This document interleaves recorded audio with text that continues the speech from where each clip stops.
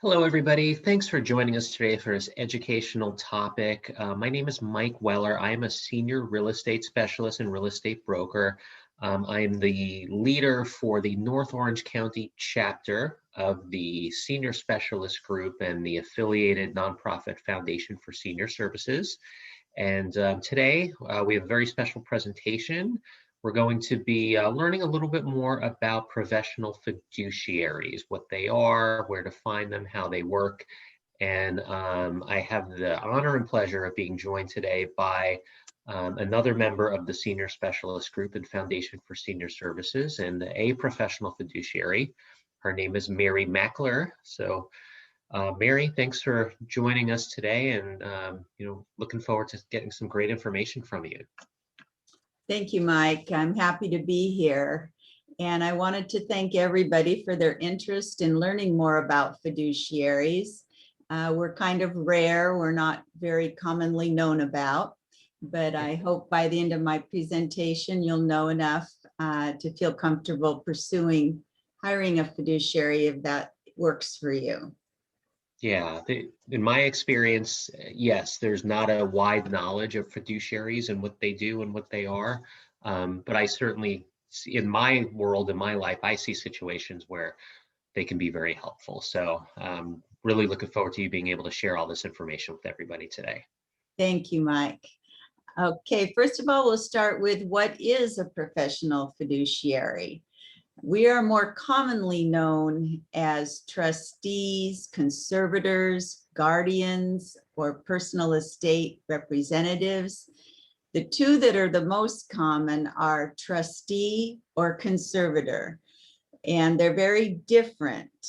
You would go to your attorney and work on a trust document if you're trying to plan your estate and who things are going to go to. And when you're doing that, your attorney is going to want you to appoint somebody to be your successor trustee. That's the person who's going to carry out your wishes when the time comes. Whoever does this is going to use your trust as a guideline, and that's what a fiduciary does. It's going to be named right in the document who you're appointing. A lot of estate planning gets stuck right here because people don't really have someone to name. They're not sure who to name. They don't know about fiduciaries. We're a neutral third party. We're not a family member. But this is what we do for a profession, and we're very experienced in administering trusts, and we can be named as your successor trustee. The other way that we primarily work is as a conservator, which is a whole different thing. It's a court appointment, and this is to protect people who have lost their capacity. They may have had a stroke or be pretty far down the road with dementia. And the court is stepping in to, number one, protect them from anybody who might be trying to abuse them. And number two, set them up with the appropriate care and living and spending of their money and asset protection during the rest of their life. So a professional fiduciary is licensed to do either one of these things. Our license comes from the state of California under the Department of Consumer Affairs. That is to protect consumers. You can go there to check our license, make sure that the status is current, see if there were any complaints against us and how they were handled. And feel more comfortable about putting us in a role of making decisions and advocating for you and your loved ones. I'll be talking more about that later. Next, I'd like to talk about the qualifications to become a fiduciary. We are licensed, as I mentioned, and you have to have a college degree. You have to take courses that are specifically for trust management and guardianship of other people.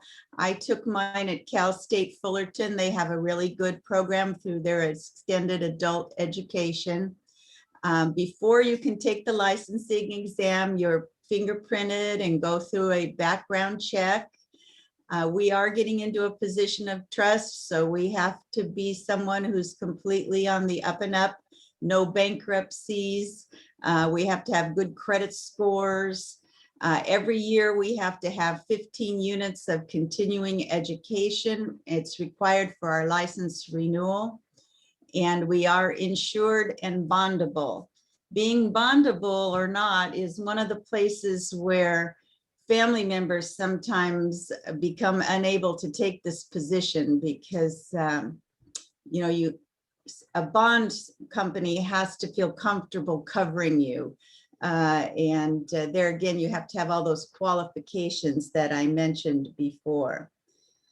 Okay, next slide is why hire a professional fiduciary. Okay. I find a surprising number of people who have no family to handle their affairs. Career women who had a wonderful career and earned a lot of money, but never married, never had children, and there just is no one. I've also had clients who've outlived their family. I had one recently who outlived his wife, outlived his daughter. He was the last one left, so there just wasn't anyone. If you do have a family member that you're thinking about appointing, you need to be sure that they're willing to do it, first of all. It's more work than most people realize, very time consuming. Not everybody has the time to do this if they have a lot of their own life going with children and careers. Going to sit at the bank for a couple of hours trying to get an account straightened out may not be something that they have time to do. Of course, there's always the prevention of conflicts within the family too, especially in today's world where we have blended families. There's multiple marriages, there's children from both marriages, there's a lot of red flags for when somebody goes and what people were expecting, and a lot of potential lawsuits and conflicts that can happen. Sometimes fiduciaries are appointed after those conflicts are already happening. If the beneficiaries have decided to fight using attorneys and go to court, then a fiduciary is somebody who can be appointed to step in and be the neutral party that doesn't represent anybody and just try to take over. I've had cases like that, and there's one that I'm going to particularly talk about later in this presentation. Just stepping in and taking control of the money, number one, is what a fiduciary does, and that quiets a lot of the conflicts down because people are grabbing at the money or trying to steal the money. So just the appointment of a fiduciary can really resolve a lot of problems on that. And then there are people who just want somebody experienced and qualified in trust administration to be doing it.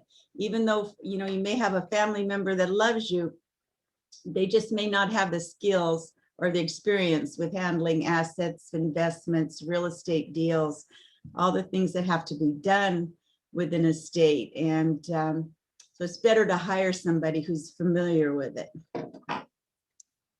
Okay, next I wanted to talk about the role of the trustee. Okay, the role of the trustee is basically simple. The trustee follows the instructions that are laid out in the trust. Whoever has met with their attorney and created this trust has put into writing what they want done, and that's what we do. That's it. And I've had the luxury of working on a trust that was well-written, well-funded, and easy to administer. Unfortunately, I've also had the experience of working on a trust that's not well-written. I'm working on a trust right now that's being disputed in court and trying to be declared invalid. I'm working on another trust right now where there's real estate that needs to be sold. And it has become very complicated because through the history of the properties, different trusts have owned it, and we can't get proper verification of the title. We're having to go through and get lots of death certificates through the generations and straighten this out. Meanwhile, everybody wants the real estate sold, so we've made a settlement agreement using attorneys that represent everybody. And we're going to get the real estate sold and get the money to the beneficiaries, but it's been a complete mess in this family for 2 years. And the trust in this case is like the worst mess I've ever seen. So it sounds simple, just follow the instructions of the trust, but it's not always that simple. So it's good to have a professional who's experienced in it and can deal with some of the bumps that come up along the way. Conservatorship. Now, this, as I said before, is when somebody loses the capacity to care for themselves. I'm going to use an example of one of the cases, one of my first cases that I worked on, where we had the man still living. He had 6 children, and he was in extremely poor health. He had advanced Lewy body dementia. He had a weak heart. He already had 1 stent put in. And he was sweet as could be, but all his children were fighting. They all had attorneys and they were all fighting, and they just couldn't come together. One of the attorneys brought up the idea of a fiduciary, and I think some of the children knew what it was and some of them didn't. Some were for the idea, some were against it, but we all ended up standing in front of a judge in court, in the Riverside court. There were 6 children, the father, there was a public defender, there was me, my attorney, and the judge was just looking at us all going, okay, what am I going to do here? He'd seen many of them in court already, so he was halfway familiar with what was going on. My attorney leaned over and whispered to me, "Are you sure you want to work on this one?" And, I said, yes, that's fine. This was one of the cases where somebody had warned me one time, look out for the good child that comes forward first, because that's probably the worst one. And this is one of the cases where that did happen. I ended up being sued by him civilly before it was over. He was trying to tell me that he had a verbal agreement with his father for some real estate, which I was dead set against, because I do have a background in real estate myself, and I know that those agreements need to be in writing. Yep. They are not verbal. Don't do anything verbal in real estate. No. This family had so much fighting going on that it was a very lucky thing that their father lived in a gated community. One of the things I did as conservator right in the beginning was take a reading on his living conditions. Was he getting the best care? One of the children wanted him to go into a veterans facility, a VA facility, and a couple of the children were sure that his daughter that was taking care of him was not taking good care of him. So I had to get a good evaluation of this whole situation. It was located in Banning, which is very far from me, but I traveled out there several times. I observed what went on. I had 2 of the family members there sometimes. They were suspicious of me, but the father was very sweet, and he was my focus. As a conservator, I'm looking out for his best interest. I definitely was able to determine that nobody could have taken better care of him than his daughter. So my next thing was to make sure she had the ability to do that she was working full-time and taking care of him. So she needed some respite care. Any caregiver that's taking care of somebody who really needs night and day attention needs some time off too. So I got her some time off regularly that she could count on, which really helped her. She and I became quite close. his health did deteriorate. And I ended up planning his funeral because none of the family could agree on plans for the funeral either. And whenever the subject would come up and they'd start fight about it, he'd get real nervous. It was very bad for him to have them fighting over this. So I made arrangements. He was a vet. We got him a nice burial out in Riverside at the cemetery with an honor guard and quietness. And we kept, you know, too many people away. This was before COVID when more people could have gone, but we made it a private funeral with a graveside service, and that was it. We didn't do a very big deal. And, you know, he got put to rest. The case is still open. Even after he's gone, I'm still his conservator, but we've had to go into probate for his estate because there's some items that just aren't settling. So I don't know when this one's going to end, but at least I felt good about it that he finally got a quiet time at the end of his life with less chaos. And you know, we're wrapping up the end of the estate now, but he, you know, he's not worried about it. He's resting in peace. Okay, one of my favorite ways to work is utilizing a power of attorney.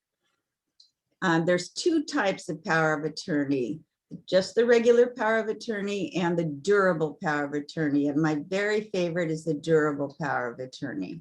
If somebody's working on their estate, they're still here, they still have the capacity, and they're worried about who might look out for them should they become incapacitated. They don't have anybody, they don't trust their family. I can be named in the durable power of attorney so that when they've lost capacity, even though they're still alive, I can step in and help them right then. That combined with an advanced health directive gives me what I need to be there for them all the way out from this earth. So to me, that is a really wonderful way to work. Also, of course, as trustee for the estate. So after they're gone, I'm taking care of closing down the estate, the administration, and everything that goes along with that. That combination of the durable power of attorney and the trustee gives me the complete ability to really help someone. And I was recently able to do that for the man I mentioned who was in his 90s, that his wife had passed, his daughter had passed. There was no family left at all. Unfortunately, we lost him to COVID this year. He beat it once, he didn't beat it the second time around. And one thing also I'd like to mention, it's maybe a little off the subject, but he had pre-planned his funeral himself because he wanted to be buried with his daughter and his wife. Okay. And during this COVID time, it was super important that was done. If that pre-planning hadn't been done, we might have not been able to get that arrangement. Right now, the mortuaries are so busy, you know, it's difficult to get somebody even picked up, which is not a fun subject, but pre-planning is more important now than ever. Super important. And I do get involved in planning quite a few things, but I was sure glad that this man had already done it all and was all in place, and we had no delays with getting him what he wanted. I highly recommend that right now. And then Mike, I don't know where we are, but I'm to my last slide here about how to find a professional fiduciary. Yeah, I mean, we shared a lot of great information here. You've certainly a lot of anecdotal stories along with the actual information on fiduciaries. So, but yeah, I mean, this is a great opportunity for people to understand, okay, hey, maybe we could use a fiduciary to take care of this family situation, or at least think about it, or maybe interview a fiduciary or a couple of fiduciaries. How do they find one? This is a great chance to share that. Right. Okay, good. We're a little hard to find. Most estate planning attorneys do know a fiduciary, although not all of them. I'm out there trying to meet them all. within a 30-minute drive time of my office, there are 544 estate planning attorneys. There are a lot of them, but That's a lot. there are only 41 fiduciaries in Orange County. Hmm. So we're, like I said in the beginning, we're kind of rare, but your attorney may have some favorites that they know. Yeah. If not, I can direct you to two websites, pfac-pro.org. PFAC is our trade association, Professional Fiduciaries Association, California. And you can go there and query by area, by language spoken, in a lot of different ways to find somebody that you think might be good for you, and view a profile, and contact a fiduciary and interview a few. Most attorneys and people who do search for a fiduciary like to interview a few, not just go with the first one, but talk to two or three. Fiduciary.ca.gov is our licensing bureau. That's what I mentioned before up in Sacramento under the Department of Consumer Affairs. And if you go there, it'll show the status of everybody's license, and if there have been any complaints, how they were resolved. There's also a lot of good information there on interviewing fiduciaries. They actually have a brochure or a sheet that you can use to ask questions of a fiduciary while you're doing an interview. And then, of course, a good referral from your family member or friend is always good. Start talking to people about your situation or where you're getting stuck, and see if somebody has an idea, a referral that they can give you. These are my 4 best ways to try to find a professional fiduciary. Oh, that's all great information. So question that I have, Mary, and some of the folks watching may have as well. If they are interviewing a couple of fiduciaries, what would you suggest people ask them? What would be a couple of good questions to ask a fiduciary that you might be interviewing? Okay. Well, I think a description of your situation is good. If when you're interviewing a fiduciary, start to talk about your situation. Are you a widow? Are you caring for somebody who's ill? Think about special requests that your estate might have, so that you can talk to the fiduciary specifically about how they might handle that.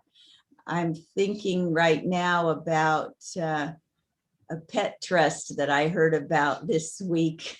Where a pet trust. Talk about that. Trust. What is a pet trust? Is that what it sounds like? It's specialized. Yes, it's for a dog. This one was for a dog. It was for an 8-year-old border collie. And this man loved his dog. He didn't have anybody else. He had a caregiver who cared for the dog when he went on a trip or something. And he left $5 million in trust for the dog. Wow, that's a lucky dog, huh? Right. And for the caregiver, of course, the caregiver was entitled to monthly expenses. Sure. And she knew him well. She knew the dog. She said he just loved that dog, so any kind of special circumstances, there's all kinds, I'm thinking of people who are disinheriting their children. That's one that comes up too. Their children don't know they're being disinherited, and they're going to find out from me or from the fiduciary. Yeah. So, that's a fun conversation, I'm sure, right? Oh, yeah. That's why my office is behind 2 locked gates and 2 locked doors. Right. Because some people can get quite upset when they get that news. Yeah. Yeah. So, any special circumstances, I would discuss them with the fiduciary to see the response and the experience on those specific things. I happen to have a lot of background in real estate because my husband and I had a real estate company before I started doing this. And I always like to mention that to people because every estate pretty much has real estate. So Yeah. that, that's very valuable. And I know a lot of people have felt better talking to me about that. They have rental properties and, they want to make sure somebody understands real estate that's working on it. So, Yep. the discussion of the estate, I think, is important. Sure. So what I'm hearing you say is maybe, some initial diligence, checking on their license to make sure Right. it's up to date, there's no Yeah. complaints, or if there are complaints, maybe looking into what that is or was. Right. But then really it's a conversation that is kind of specific to their situation. Mhm. And then really it's then the interviewer really just being comfortable with the fiduciary based Right. on that conversation, that they're feeling comfortable that they're going to be able to work with this person going forward to navigate through whatever the scenario is. Right. Some people are very uncomfortable talking about their estate. They really don't want to talk about it. And, Yeah. that's okay too. If you want to just make the trust and get a professional named and leave it at that and not talk about it, that's okay. Right. But, if you're comfortable talking about it, I think it's a good way to go. Sure. Mhm. Okay. Okay. Well, I mean, that's a lot of great information. I think that really enlightens a lot of people on what fiduciaries do, what you do, and so many of the benefits of using a fiduciary versus trying to have a family member or a friend or a relative or handle, handle a family estate with so many pitfalls there. So, um, Mary, where can, people have questions, they can reach out to you as well, I'm assuming, right? You're happy Absolutely. to, you're happy Yes. to field those questions. You want to share Yeah. with everybody, maybe how they could get in touch with you, phone number and an email address, perhaps? Okay, well, I am Mary Mackler.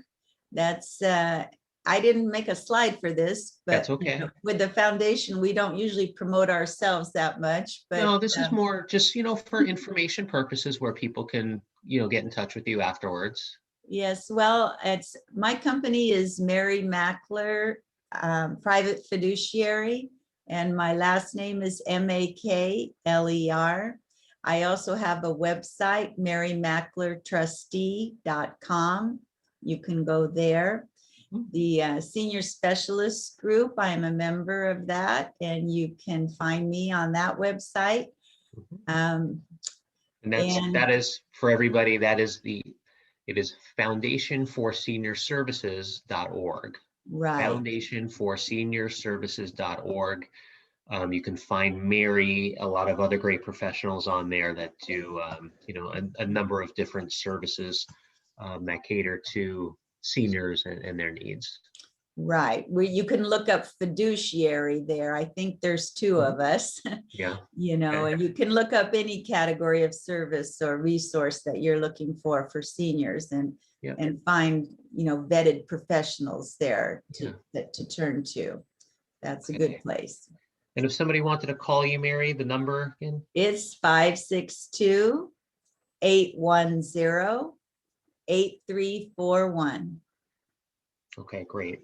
Great. So, yeah, so if anybody out there, if you want to have a fiduciary conversation, please feel welcome to connect with Mary, reach out to her.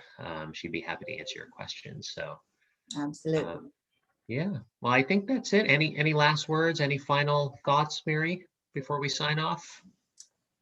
No, I don't think so. Thank you for your help. Yeah. And, I'm happy to provide information to anybody. So, please don't hesitate to contact me. Okay. Well, thanks for this again today, Mary. I think everybody will find value in this great information. So, Great. all Thank you. right. Okay. Well, take care. Take care, everybody.